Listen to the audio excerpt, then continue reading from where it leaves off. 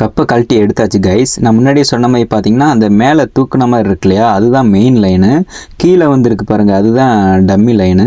இப்போ பாருங்களேன், டஸ்ட்டு நான் எடுக்கிறேன் பாருங்கள், இதுலேயே எவ்வளோ டஸ்ட் இருக்குன்னு. இந்த டஸ்ட்டு பார்த்தீங்கன்னா சின்ன சின்ன டஸ்ட் எல்லாம் சேர்ந்து இந்த மாதிரி ஃபார்ம் ஆயிரும். இதுதான் பார்த்தீங்கன்னா மெயின் லைனுக்குள்ளே போய் லாக் ஆகி நம்மளுக்கு வந்து வண்டியை வந்து அப்பப்போ ஸ்லோ பண்ணி ஆஃப் ஆகுறதுக்கு காரணம் இதான்.